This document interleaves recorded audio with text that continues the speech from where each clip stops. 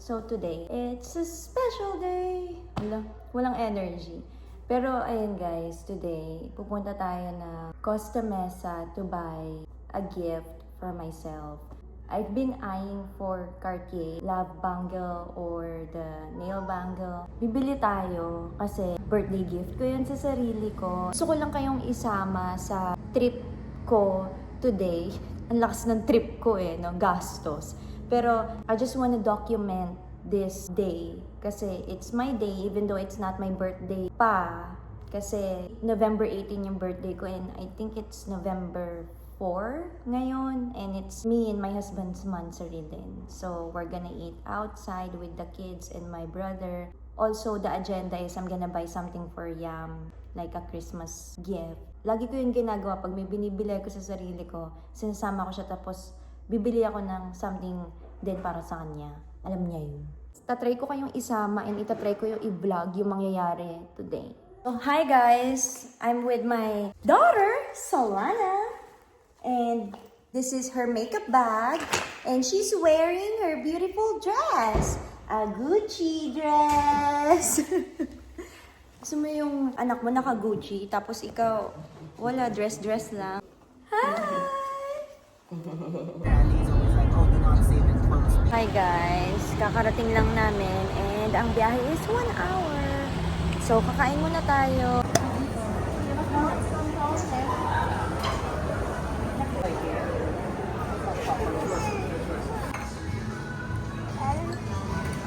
Original pala dapat. Sabi niya.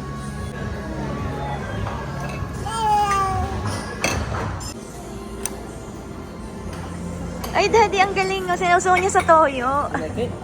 You like it? Just drink more water, my love, ha? Solana, look at Mama's phone. So guys, nandito na kami sa Cartier. Hindi ko alam bakit binigyan kami ng room. So ayan, sabi na sa VIP room daw kami. Mukhang mapapabili talaga tayo. At tignan nyo naman tong prinsesa na to. Wow, sumasayaw pa yan. I think masyadong maliit. Hindi, mas okay yun. Size from your clue bracelet to your love bracelet. So this one runs a little larger. So if you were to get 14 this, you would get 15 this.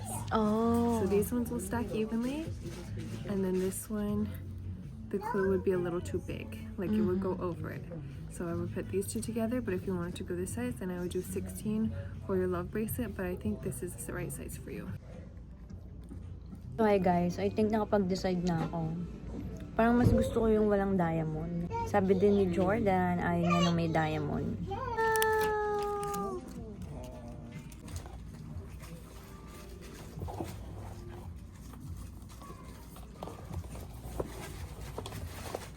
Hi! Ayan na siya. Here's your bag. Wow. Wow. You're so cute. Wait, let me fix you up. Lana! Lana, you're so tall!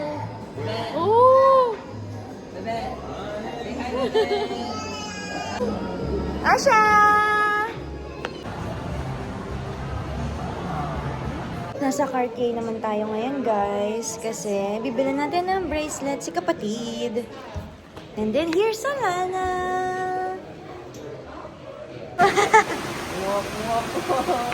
Where's your paper bag, Sisi? Thank you. Wow! So, ayan guys, tapos na tayong mamili.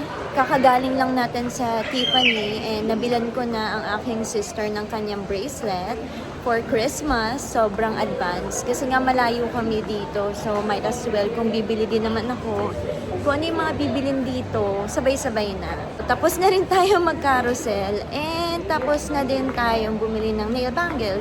So, uwi na tayo. Ayan guys, nakauwi na tayo at mag-a-unbox tayo. Ay, alam ko naman na alam nyo na yung laman nito, pero gusto ko kayong isama na ma-unbox ko yung birthday gift ko sa sarili ko, advance. Okay? 2 paper bag to. Yung unang paper bag, maliit. Actually, gave this to my daughter. Kaya nung naglalakad kami, pagkatapos namin sa Cartier, yung mga taong nakatingin sa amin, cute na cute sa kanya. Kasi pares kami nakadress, tapos pares kami may hawak na red paper bag. Dito nila nilagay yung mga samples from Cartier. And then, sample size ng mga perfumes. And then, lots of chocolates. Kasi nagustuhan ni Solana yung chocolates nila. Ayan, sobrang daming chocolates. Ito na yung paper bag. So, ang laman ng paper bag, ay, may medyas. Medyas ni Asha. So, ayan yung laman ng paper bag. Ayan, yung certificate niya. Ito yung receipt. I think receipt to. And then they gave me this. Ito yung panglinis. This is yung lalagyan. Bago natin buksan, magkwentuhan muna tayo. Sandali lang naman. So, number 1, yung experience ko sa Cartier. Wala akong masabi. Sa dami ng binilan ko na luxury brand, doon lang ako na natrato na sobrang ganda talaga ng customer service nila. I actually did not make any appointment, pero may kausap ako na SA and sadly, wala siya in person. Pero she was very nice, sobra. Sadie, if you're watching this, thank you so much. I appreciate your effort, you and Alex. But Sadie, she took care of me even though she's not there. When I arrived at Cartier Boutique, Sadie told me to call her, and then I called her, and then she told me to pass the phone to Alex. And then after that, Alex told me, oh, we have a room for you. Ang pagkakaintindi ko, you guys can go inside this room. This is a VIP room. And then tinanong na kami, ang gusto nyo? May gusto ba kayo? Sabi ko, oh, I'm good. Pero sa totoo lang, uhaw na uhaw si ate mo, girl. Kasi nahihiya ako. Paano kung di ko magustuhan to? Di ko binili. Tapos nakiinom lang ako doon ng tubig. Yung brother ko humingi ng champagne. Yung husband ko is tea. So ako, binigyan nila ako ng water. And then kay Solana, apple juice. And then chocolates. So ayun na nga guys. Nung alam ko na sa sarili ko na bibili ako, hindi na ako nahiya. Lahat ng mga pangarap ko na bilhin sa butik na yon, sinukat ko. Kahit alam ko naman hanggang pangarap lang kasi mahal. So, pagdating namin sa room, nilabas na yung 14 cm, 15 cm, tapos nag-try ako. Nung una, parang okay naman sa akin si 15 cm. Pero sabi sa akin, nung SA, is, I think mas okay yung 14 cm sa'yo. Kasi, kung bibilin mo yung pinakamanipis na love bangle, you have to size up. Hindi ko siya pwedeng kunin na 15 yun. Tapos 15 din si nail bangle. Kasi mas maluwag si nail bangle compare kay love bangle. Kasi ang sabi nila doon, dapat si nail bangle, hindi siya sobrang galaw. Dapat parang kapit siya sa'yo. Parang ganon. Tapos, ayun na, kwentuhan. Sabi nga nila na, oh, you know what? If you don't want to purchase now, it's okay. Kasi sinabi ko sa kanya na, Sadie, what if hindi ko magustuhan in person? Can I say no? Yung feeling na pag di ka bumili, parang nakakahiya kasi. So, tinanong ko sa kanya, sabi niya, no, it's okay. Kaya nga daw may butik eh, para to try on. Kung ano yung mga gusto mong bilhin, dapat hindi ka daw mahihiya kasi kailangan mo talaga munang sukatin yon, balik-balikan, tapos syempre mag-work hard ka to buy that piece for you. So, parang sabi ko, first time ko narinig sa isang SA yan, knowing na it's a Cartier. Pag inisip mo na pagpapasok ka dun, parang titingin sila sa'yo lahat na, alam mo yung titignan ka na mula ulo hanggang paa, na, o may pambayad ba to? Or pag umalis ka tapos hindi ka naman bumili, parang, alam mo yung pag-uusapan ka nila. Pero baka ako lang yun ha.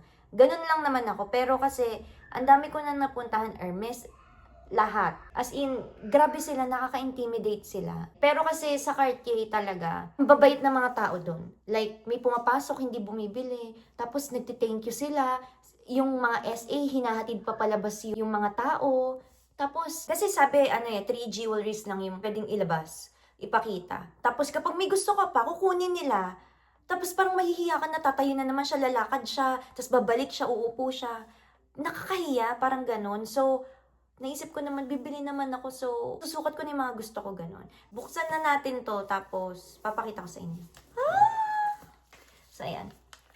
So, let's open. Ganito pala yun.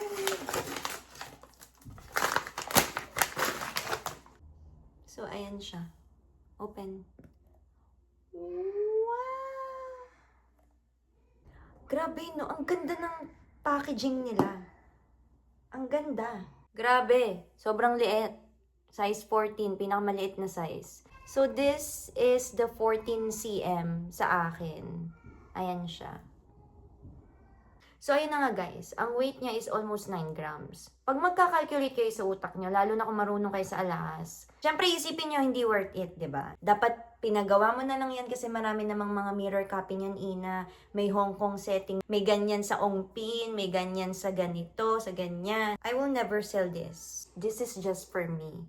So, the reason that I bought jewelry from Cartier is it's not for investment purpose only. It's about me wants to buy something from that brand. Kasi kung for investment siya, edi magpagawa ka na lang sa $4,000. How much is that? Sabihin mo ng 200,000 pesos. Edi bumili ka na lang ng gramo ng gold, patunaw mo, tapos pagawa mo ng ganito. Pero you're not getting the certificate, the experience, and then it's not from Cartier. I'm not saying don't buy copies sa mga jewelries. I'm not against sa mga ganon. Hello. Sa akin lang is, birthday ko, gusto kong bumili something from Cartier, hindi ko iniisip na sayang yung pera. Dapat nagpasadya na lang ako sa Philippines, tapos magagayang-gaya naman yan. Or bumili na lang ako sa mga nagla-live selling ng mga mirror copy. So, it's not about the price of the gold. Kaya ako siya binili. Yun lang guys. Happy birthday to myself. And yung video na to is reference nyo din kung meron kayong maliit na wrist. Baka 14 cm or 15 cm kayo. So, ayan. So, ayun guys. I have to say goodbye na kasi yung mga anak ko umiiyak na. So, ayun. Bye!